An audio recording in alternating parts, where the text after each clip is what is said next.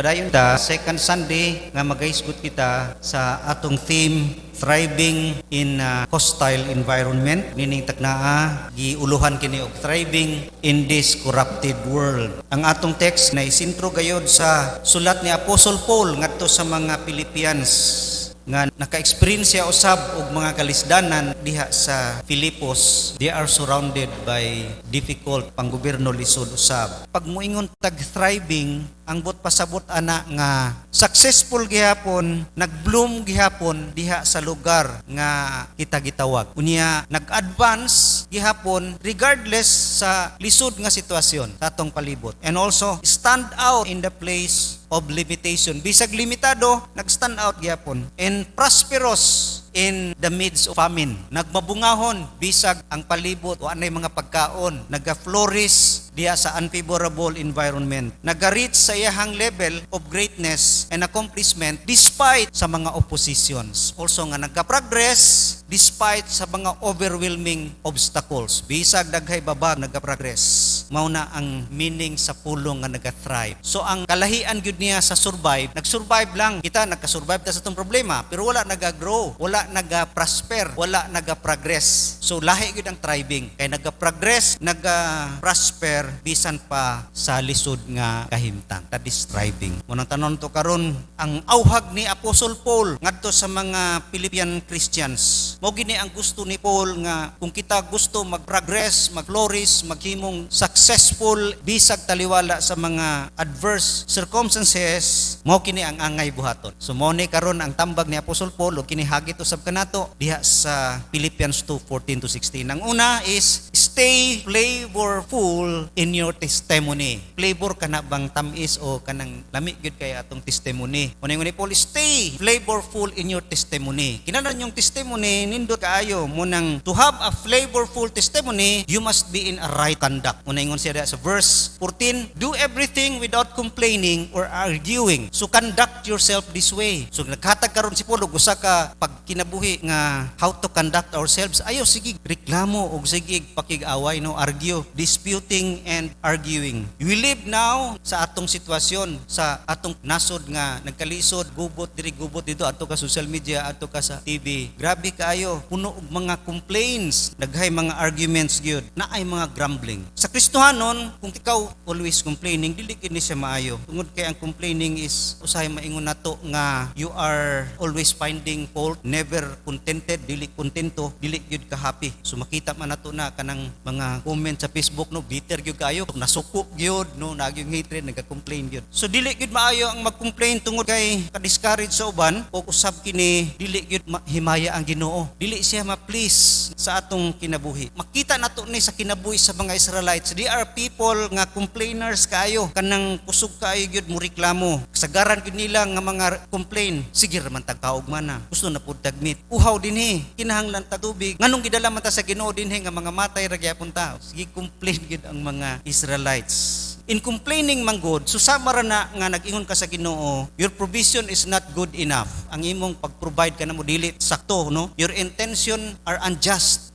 Unjust kay imong mga intentions. Your grace is not sufficient. Susama ra nga nag-ingon ta na sa Ginoo, when we complain. Munang complainers and disputers, dili gyud mahimong impact ngadto sa kalibutan tungod kay ang ilang spirit of complaining and argumentative can hinder our witness as a Christian. Ang dili mag-complain, it is a reflection of Christ nga kita ka sa kang Jesus Christ. So magid siya nag-complain bisan pag himuhimuan siya sala, pagdakop siya wa gani siya mutingog, wa gid siya nagkuan nga wa man koy sala ngano inyo man kung gidakop, ingana dili complainer si Jesus Christ. So kinahanglan ang atong conduct dili gyud nga ti-complain o naga-dispute. And also flavorful ang atong testimony kung maay gyud ang atong character. We have a right character. Continuation sa verse 15 siya, that ye may be blameless and harmless, the sons of God without rebuke. Gigamit nako ang King James. Ganyan ang gibasa nato is NIV. Gigamit niya ang pulong nga blameless. Blameless, wala nagpasabot nga perfect yun o wala gyud sala, no? Kung dili kanang dili ka kasawayan sa mga tao ba nga ingon Kristohano man ang tani pero sa man na siya sa Facebook Kristohano man tani ngani man siya mo comment unbecoming man ni sa usa ka Kristohanon. Blameless. Ingana ang gipadayag ni Apostle Paul nga ginhalingana atong kinaiya nga dili kita tao nga moingon I don't care unsay gisulti sa mga tao sa kuha. Wa koy pakialam anak kinakasagaran. Wa koy labot anay lang gisulti. We are a Christian, we must be careful sa unsay isulti sa tao sa tuwa tungod kay ang mga tao ugod sa labas mangita ra gid nagpamaagi nga madaot ang Kristohanon. Mahimo bang madiskredit ang atong testimony nga dinta ngayan mo nang kuan ay mutuo kaayo di na mudawat ang Kristo musangyawan nimo kay discredit naman ang atong integridad mao na. So blameless. Ikaduha diha nga character is harmless. Harmless, it means kana bang dili harmful. Sa Matthew 10:16, ingon diha, I am sending you out like sheep among wolves. Therefore, be as shrewd as snakes and as innocent as doves. Muna ingon siya, ako mong ipadala. Susama kamog mga karniro diha taliwala sa mga lubo. Therefore, be shrewd as snakes, no? Innocent as doves. Ang kanang kalapati, innocent na. Ang snake, wise pod. Innocent ka, pero be wise. Muna ingon diya, harmless, tungod kay susama ni Daniel, makita nato miagi nga strong kasi siya ang conviction nga dili gyud siya, pero ang pamaagi niya is dili harmful. Di siya makig-away, no? Di siya makig-argue. Dili ma-threaten ang iyang mga accusers.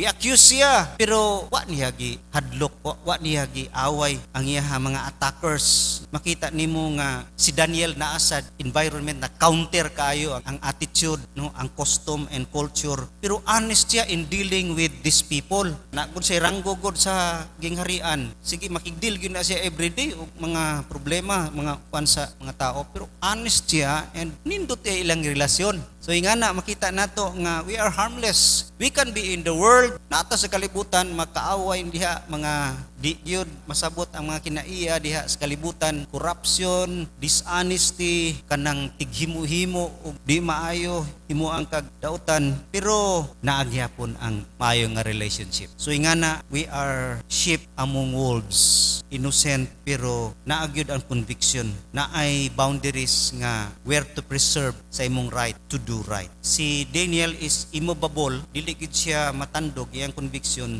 pero willing siya to suffer the consequence sa iyahang pagstand to what is right. Masidang kaaway, pero willing siya kung ilabay siya sa leon, okay ra. Willing siya mo suffer sa consequence. Ingana gyud, willing gyud ta mo suffer for the cause of Christ. Ingana gyud ang kinaya harmless. Meaning naagid ang pulong diha nga gihagit kanato, no, sa Romans 12:21 nga overcome evil by doing good. Always gina-remind ni Jesus kanato diha sa Sermon on the Mount nga what is your response sa imong mga kaaway? Bless them. Mo nang ingana gyud ang kinaiya. We must be harmless. Ikaduha nga sekreto sa nato nga mag-thrive gyud ta taliwala sa nagkalisod na karon nga panahon is stay faithful to your mission. Ingon diha sa verse 15, so that you may become blameless and pure children of God without fault in a crooked and depraved generation in which you shine like stars in the universe. Una diha makita nato nga verse, remember your calling. For example, ingon si Paul, remember your calling. Gitawag mo. Unsay tawag sa inyo ha diha sa Matthew 5:14, you are the light of the world. Kinahanglan mo shine ingon diha, shine like stars. Mo na ang inyong mission. Mo shine gid mo, mulahi gid mo, mudan-ag gid mo, mugiya gid mo sa kalibutan. Our lives are meant to be a living testimony to the transforming power of Jesus Christ. Mao gina ang ato yung tulumanon nga ipadayag yun ang atong kinabuhi nga tinuod gina nga si Jesus maka-transform, shining brightly bisan pa nining panahon nga nagkinahanglan gyud og suga in this dark world. O nang atong calling.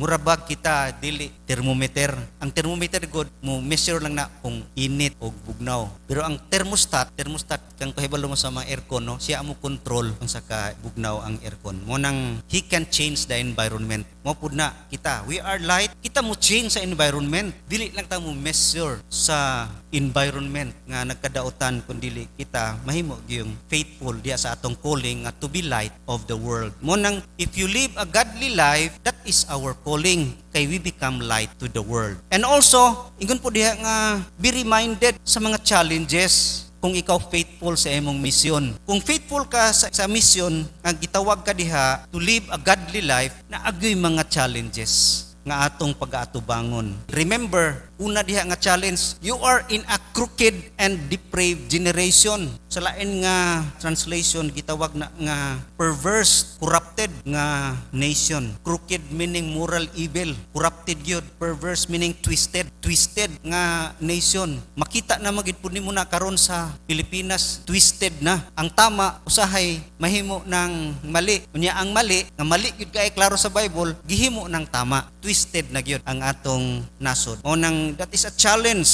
Og makita nimo nga this is where God wants us to be. Gialaw gid ni sa Ginoo. Si Daniel gialaw gid sa Ginoo nga maadto gyud dito sa Babylon. Gialaw niya nga magkinabuhi dito sa hostile environment. Mo nang atong tan-awon. Gialaw gid na sa Ginoo sa atong kinabuhi nga we will live in a hostile environment. Kay para kita diha pod, why resistance di kita mo grow. Living a godly life naagi challenge. Ang pinakadako nga challenge is pag magkinabuhi gyud ka og matarong, naagi ni mga butanga persecutions and oppositions.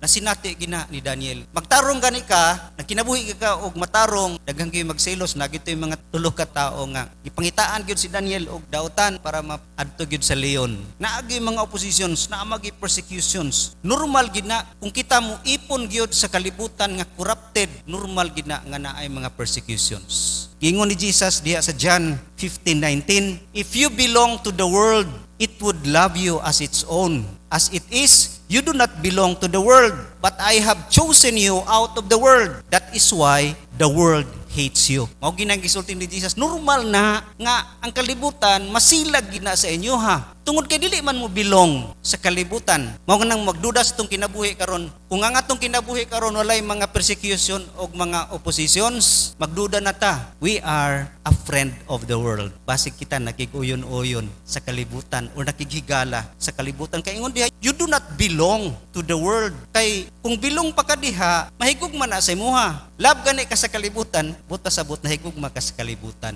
Mao na ang delikado challenge sa atong kinabuhi. Having friendship with the world, mahimo nga mo conform kita o mo compromise sa atong mga values for the sake of popularity, for the sake of convenience. Gusto ta walay persecution, gusto ta gayahay nga kinabuhi, mao nang makompromise or nganong makig-friend puta sa kalibutan because fear of rejection. Mahadlok ta nga i-reject. Fear of social, professional, personal consequences of standing up sa atong pagtuo and what is right. Sama nang kung kita apply kag trabaho niya, pasimbahon ka og lain nga simbahan nga dili uyon sa imong pagtuo, mag-compromise gid usahay kay mao ang kag trabaho, professional or social, dili ka madawat sa usa ka grupo kay ingana imong tinuhuan. Mao na usahay ang challenge kanato. Mao nang it depends upon our choice and conviction. Sama ni Daniel, conviction magid niya. Solid gyud kayo ang iyang conviction nga dili gyud mo compromise.